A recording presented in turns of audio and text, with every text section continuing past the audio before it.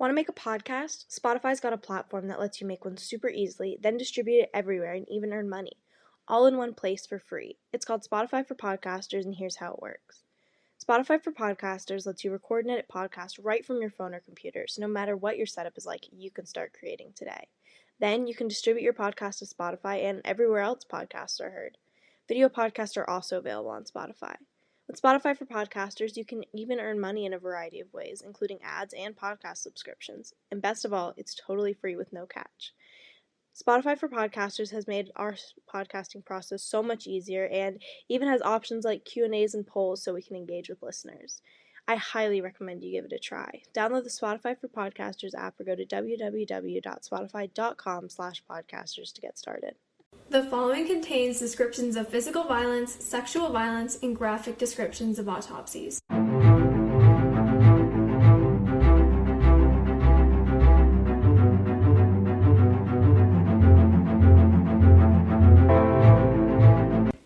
Hi listeners, welcome back to episode 8 of TGIC Podcast. I'm Jillian. And I'm Izzy. This week we're covering such an interesting case. It's so different from what we normally do. It's about an elderly couple who was murdered in their retirement community on Lake Oconee, and it's just so different from our normal cases that are usually about like missing women and children. I guess there's more of those to cover, so. Yeah, not to mention this is so close to home, so it's really weird. Yeah, so they went missing from Lake Oconee in Georgia, and it's like very close to where we live, so we're actually familiar with a lot of these locations, so definitely creepy. So I'm just going to go ahead and get into the background of this. Russell and Shirley Dermond were an older couple that were both in their late 80s, and they lived in this gated community on Lake Oconee in Georgia. So for those of you who aren't familiar with Georgia geographical locations, Lake Oconee is located like southeast. Mm-hmm. Yeah, sorry, I had to think about that. I'm not so good with directions. It's southeast of Atlanta for about, like... An hour and a half, 2 hours? Yeah. Like, for reference, like, Izzy and I went on a school trip to, like, a place near this in, like, 7th grade. Like, it was not a far location. Mm-hmm.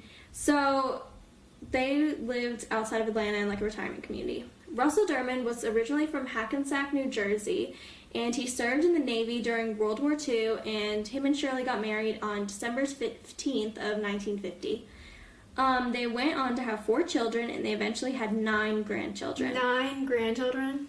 That's like a lot. Is it? I don't know. I mean, I just always assume that sounds pretty normal. I only have 1 cousin, so like my grandparents only have like 3 grandchildren, and not even like on the other side. Like it's really just my brother and I.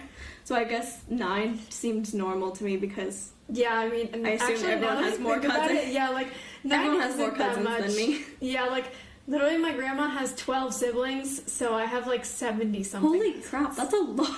Yeah. Alright, so Russell was originally a clockmaker when they lived in New Jersey. Like, someone who makes clocks. That's not like a saying or something. Like, he literally made clocks, which I don't know if people actually do that anymore because... Do you know how to read a clock? Yeah. Do you not know how to read a clock? In theory, I know how to read a clock, but I can't look at a clock and, like, know what time it is. I have to, it, like, takes me a minute. Okay, that's the same with me. Okay, because people, like, make comments about how, like, our generation doesn't know how to read clocks, and I think that's kind of funny because we've never really had to know how to read clocks. Exactly, because now we have our phones and, like, digital clocks and stuff. Exactly. Okay, sorry, we got sidetracked. Anyway, he eventually got sick of being a clockmaker. I imagine it's kind of boring. So he decided to go into, like, semi-retirement, which I guess that means he just quit his job as a clockmaker and, like, took like relocated. A less structured life, I guess. Yeah, so they relocated to Georgia in the 80s with their kids, and this allowed Russell to, like, start on a new path. He worked in the fast food industry, and he owned multiple Hardee's locations, but then eventually went on to retire in 1994. I didn't even know you could, like, own, like, Hardee's locations. Like, Yeah, I didn't like know you could own franchises. restaurant locations. Yeah, you buy a franchise. That's so cool. I didn't even know you could do that. Yeah, so he owned a lot of those, and then he retired in 1994. I imagine he probably was pretty wealthy from that, owning multiple of those. Yeah, especially for the amount of time he did. Yeah, so they moved into this community called the Great Waters Reynolds Lake Oconee Gated Community, and this was in 2000. One of their sons was later murdered he was murdered in 2000 after trying to buy drugs in Atlanta, but investigators don't believe that this was related to his parents' murder, so I just want to state that now. I guess he was something regarding a gang he was murdered. Yeah, and you know, like, stuff like that's so shady. Like, something could have happened. Yeah. So, I guess you could say that his, like, death kind of encouraged their transition into retirement because they wanted, like, a slower lifestyle, and I guess it was the big toll on them that they lost their son. Yeah. Even though I don't think they were talking at the time of his death, but I'd imagine it's pretty sad. They lost their son to drugs, and then I mean, they probably just wanted to get away son. from the city, kind of get away from, like, everyone and just kind of chill for the rest of their lives. Yeah. So they moved into this house when they retired, and it was pretty big in this gated community, and had like 4 bedrooms, a backyard with a dock on the lake, like beautiful views. I've seen pictures of it. It's like gorgeous. It's got so many like trees and naturey things. Like, you know, if I wanted to retire on a lake, that would be a pretty nice house. So once they moved into this gated community, they made tons of friends, and everyone in the community was pretty tight-knit because it was like an elderly community. Like, yeah, they all had like retirement parties, and I don't know, like I just assume it's pretty nice. I totally get it. That. Like, my grandparents lived in a community like that for like 20 years, and literally they knew every single one of their neighbors. They were like constantly at each other's houses for brunches and stuff. It's literally like living next to your like best friends. Yeah, so like they were really good friends with all these people, and they were very active in the community. And I guess they just hosted things, and everyone said that they were very nice and accommodating always. So they were very well liked by their neighbors. So with that, Izzy, you want to get into the timeline? Yeah, so starting on May 1st of 2014, this was the last day that we know that the Dermans were seen alive and that they were still alive. So Russell was last seen running errands in Eatonton, and he was Is that how you say it? Eatonton? I think so. It's Eatonton. Eatonton? It's Eaton. It's spelled Eatonton. We can call it Eaton. I just don't think that's how you say it. I don't know. Eatonton. Either one. And he was seen shopping at a grocery store, and he was also at a bank, like, within the same area. And then later on that day, Russell and Shirley spoke with their son Brad over the phone. And, like, we don't really know what they spoke about. Like, that phone call was never released, probably because it was totally irrelevant. Like, they were probably just talking about run-of-the-mill stuff. So, May 3rd, 2014 was the day that the Dermans did not show up. Guys, that was my 9th birthday. Seriously? Yes, it was a very happy day for me. I turned 9. Clearly it's not a happy day for the Dermans. I actually remember my parents went to a Kentucky Derby party that night, and, like, one of my favorite babysitters came over. I, like, remember that really clearly, actually. Okay, well, Russell and Shirley were actually supposed to attend a Kentucky Derby viewing party at one of their friends' houses. However, they, like, never showed up. And, I mean, this wouldn't be, like, a super weird thing. I mean, something probably happened, like, it could have been an emergency. But, like, it was just so weird to everyone that they just never called. Like, they never had spoken to anyone earlier that day, and it was just very out of character for them. Yeah, I could understand how that seems weird, especially for, like, older people. They're very polite. Exactly. Like, people in our generation will just, like, not text you if they're not going to show up somewhere. Like, they just don't tell you. And that's rude. But, like, old people don't do that. Old people call and say, hey, we're so sorry we can't make it. Exactly, because that's how they were raised by their mamas. It's like, you've got to call everyone before you don't come, because you don't want them. Our generation kind of sucks if you think about that. I know, we're very impolite. Like, I can't tell you how many times I've, like, gone somewhere to meet someone and then they've texted me to cancel. Like, right when you're about to Exactly, go there. Like... That's literally happened to me so many times. Mm-hmm. Okay, so going on to May 6th of 2014, this was when their neighbors were starting to notice they weren't seeing them around, they weren't at the lake, and overall, like, they weren't, like, taking their walks, like, just nobody was seeing them anywhere. And the neighbors were honestly, like, really scared. Like, nobody's heard anything from them for days. So one of the Dermans' neighbors went to check on them, and just because they were utterly concerned about the absence of their friends. And the first thing that they noticed was that there were, like, multiple newspapers stacked in their driveway. Okay, that's, like, really strange because, I mean, even if you don't read the newspaper, like, you don't leave just, like, stuff in your yard. Because they get soggy and gross. And, like, especially in this, like, gated community that's so nice, like, I'd imagine these people care a lot about how their house appears. And, exactly. Like, I know, like, in communities, they'll even have, like, lawn competitions. Yeah, like lawn competitions, holiday decorating competitions. And there are like so many regulations too. Like your grass has to be literally like 2.5 inches, I think, like at all times. Like they care a lot about appearances for them to like just leave their paper outside. Not to mention that's just weird for old people. Like old people enjoy reading their newspapers every morning. Yeah. So, yeah, that was, like, the first thing that they noticed, and that's what really made their neighbor, like, go up to their house and really start, like, investigating.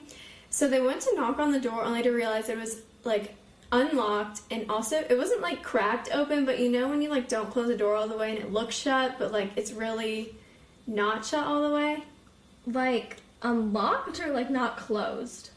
Like, it was unlocked, but it was also not closed all the way. Okay, so, but, like, you couldn't see into the house? Yeah. Okay. So they, like, the neighbor went into the house and was, like, calling for the Dermans to no avail, and they were just, like, looking around our house, seeing if anyone was there. So they decided to check the garage. And if you've ever been in one of these houses, or a lot of houses, you know that there's, like, an entrance to the garage, like, through the house. Mm-hmm. Like, there's a door in the kitchen sometimes. So they wanted to check if their cars were there to see, like, if they left just suddenly. And then they saw it. It was a body of a man laying on the floor, and he was completely decapitated. That's terrible. Like, completely. Oh my god. And, I mean, also, he had been there for a few days, so it probably really started to, like, stink in there. Yeah. But let me just mention, his head wasn't there. Like, they've never found his head. Okay, that's, like, really creepy to me, because, like, that means that someone just walked out of there carrying a head. Yeah. And no one noticed. Nobody noticed, and, like, that is not something that you just see and you're like, oh, look, there's my friend walking with a head. Or look, there's Russell's head. There's someone carrying Russell's head. Like, that's like a head. I can't even, like, explain how this makes me feel. Like, if you see that, you're not just gonna be like, huh, wonder where they're going with that head. No, like, what the heck? It's just, like, that's just so weird to me. But they couldn't find Shirley. Like, Shirley was nowhere in the house. So, like, she was just kidnapped, or yeah, like, they assumed that she was kidnapped at first. So, yeah, that's where the investigation really took off. And obviously, the neighbor probably alerted the authorities right away, and they were there within, like, 30 minutes. Okay, so a few days after they found Russell's body in the garage, so, like we said before, they thought that Sheila was kidnapped, like, they thought that she was, like, potentially taken, but actually her body washed up on shore, like, a few days later in Lake Oconee. Oh my god, can you imagine being, like, at Lake Oconee and, like, finding a body of an old woman? Exactly, like, washed up on the shore, like, that's a pretty populated lake. Exactly. And then also, okay, so she was not decapitated. She died from, like, blunt force trauma to her head. And they think that she had been, like, weighed down in the lake. Like, they think that someone tried to, like, submerge her and then, like, put concrete blocks on top of her so that she would stay in the bottom of the lake. Okay. How'd she wash up on shore? Exactly. They think that something probably happened and, like, they didn't submerge her that well, but then she eventually washed up on shore. So, interesting. Yeah. All right, you want to get into your personal favorite theory of this case? Yes. Okay, so let's get into the theories. This theory to me is just, like, totally crazy and irrational, but it's the hitman/mafia hit theory. So, like, it was rumored that Russell was involved in the mafia and that, like, this was an intentional hit. Okay, may I remind you, there's, like, actually not that much evidence to back this up. At all. I think I read it on, like, one of those articles like that they have on Snapchat. Oh my god, you read all of your, like, news off of Snapchat. It's kind of bad. But, like, I just thought this was really interesting. I mean, people don't know if he started, like, when they lived in Atlanta or when he lived in New Jersey. But, you know, like, all those people live in New Jersey a little bit. You know, my dad's from New Jersey. Oh, really? Not everyone is just in the mafia if you're from New Jersey. I mean, you never know. But, like, that's why I think it was a hitman hit, potentially. And also, like, there was a hitman, like, related to his son's murder in 2000. And, of course, like, the investigators say there's literally no connection between the two, but you know, if you want to just go flinging connections around the place. Oh my god, there's no hitman. I'm sorry, like, who is attacking these old people that are, like, in retirement? Okay, but was he in, like, the Hardee's Mafia? Yes, the Hardee's Mafia, the fast food mafia. Someone wanted him dead. What does Hardee's serve? I don't think I've ever eaten I've never one. eaten at a Hardee's. I've literally like seen burgers? a Hardee's like once. I don't know. I think it's like breakfast food and burgers. But the reason that I think that this is a potential possibility is the fact that, like, his head was gone. Okay. Like, think about it. Like, if you're doing a hit, you need to have, like, proof of, like, that you killed them. Like, the head was probably the proof. I guess. I don't know. I don't believe it. I feel like that could just as much be justified as, like, a serial killer thing. True. But I was just interested by that theory, and I wanted to share it with all of our lovely listeners. Okay. You always have the craziest theories. You're always fascinated by, like, the most unlikely ones, yeah. Alien abduction. Alright, so our next suspect is him. This is in, like, quotation marks because it's, like, well, they don't have a name for this guy. He's just a him. We're gonna call him him. Do you want to come up with a name for him? We can do him Jones. Him Jones? Him Jones is our suspect, who we have no idea who they are, but a whole bunch of neighbors testified to seeing an unidentified person around and on the property, like, on the days surrounding their murder. I don't know if this is, like, necessarily, I think it was kind of before and after, I guess? After? Ooh. Or, like, I get after the suspected, like, it's suspected that they were murdered on the 3rd, but, like, no one knows that for sure. Okay. So, neighbors said that they saw this guy, like, just lurking, I guess? Which, that seems weird to me. Like, if someone was just on someone's property and, like, walking around, checking things out, like, that seems sketch. And, like, do you know if it was at night or during the day? It was during the day. These are old people. They're not just wandering around at night. So, like, it was during the day. Did they get, like, do they know what this guy looks like at all? Or do they just know that he's, like, a dude? So, that's the really weird thing. Police, like, don't talk about this guy, and it's never even clearly stated if this guy was male. It's just in the statements they refer to him as a him. So him Jones is, like, definitely male because they refer to him as a him, but it's almost like it's a slip-up that they, like, let out his gender, I guess. Yeah, because now everyone's looking for a dude. But you'd think if multiple people saw him during the day, like, they must have looked into this guy. Yeah, and I mean, honestly, I just gotta think, like, if they did, like, if him Jones did kill them, like, why would he be so sloppy to be around days afterward? Yeah. Unless it was not actually days afterward, it was the day of, and we just don't have, like, an exact day of death. True. So, it's definitely probable it was this guy, but I have to trust that if, like, multiple people saw them, there was a sketch done, and the police did find out who this guy was and look into him, and it was just not a good lead, because otherwise, that seems, like, really weird that they would leave that untouched. Mm-hmm. Okay, I'm going to get into another relatively crazy theory, which is the serial killer theory. This is also from a pretty, I don't even know how to explain it, not like a tabloid, but kind of like a tabloid. No, you get your information off of Snapchat. Okay, yes, it was off of Snapchat, okay. Okay, so there was a couple in New York, an elderly couple, they were also in their 80s, and they were murdered in their house. And there are just some weird parallels between these two. So both of the couples had, like, owned fast food chains, or at least some of the stores in specific fast food chains. Like, I think the other couple in New York owned Wendy's food chains. And then the Dermans used to live in New Jersey, which is, like, you know, they're pretty similar areas. Like, what if they both created enemies in the same area? Yeah. Cough, cough, gang. Mafia. Oh my god. We should point out, though, that wealth-wise, they were in very different places. Like, the Darmans were wealthy, obviously, because they lived in this big house in Lake Oconee. But, like, the other couple, who I'm not sure were, like, rich. They were rich. Like, I mean, like, I'm talking about, like, Gossip Girl grandparents rich. Yeah. And, like, if you see the pictures of these people, like, they look rich and mean. I don't know. I'm just saying it's a possibility. But, like, the MO was extremely different, and, like, how they were killed was different also. It's just, like, you can draw parallels to each of them, but, like, yeah, in truth, there's not really that much connecting them. And not necessarily to be a serial killer, but it's almost like the murderer was like in a serial killer mindset for like how brutally they were murdered. Exactly. Like it seems weird, like the above probabilities, like who is just like murdering these people so gruesomely without like... Because like to kill someone to that extent, I don't think they... do you know if they like, if he was dead before they decapitated Russell, or... I actually don't know that. We couldn't find an autopsy anywhere. Oh yeah. So we're not sure if that like was how he was murdered, or like we don't know if something happened prior to that. I'd assume he was decapitated post-mortem. Yeah, and I mean the thing is, they probably didn't, like, since he was so old, they probably didn't really have to do anything to incapacitate him. Oh god, that's...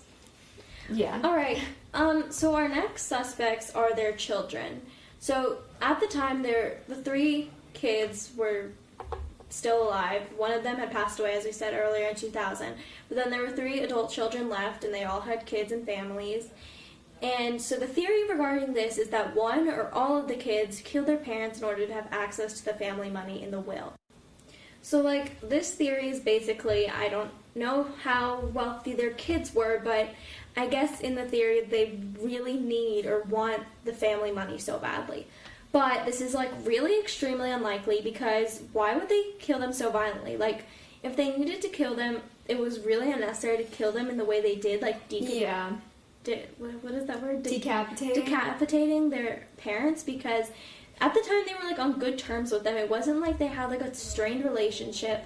They were close, and like if they were really crazy and just really after money, like why even bother killing them so violently? Yeah. But then like I guess the only thing that really supports this theory is the fact that there was no like forced entry into the house. I suppose, but they did live in a private area. It could have just like been unlocked. True.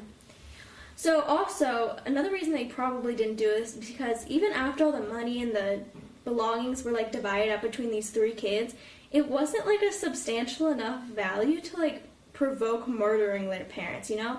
Like that's a big thing to decide to do for money, and like after it was divided up between these 3 kids, like that's not, they didn't end up getting all that much. Like not enough for it to be like to substantiate and like saving their parents. I don't know if they need to pay someone back or something, but it wasn't even enough to do that.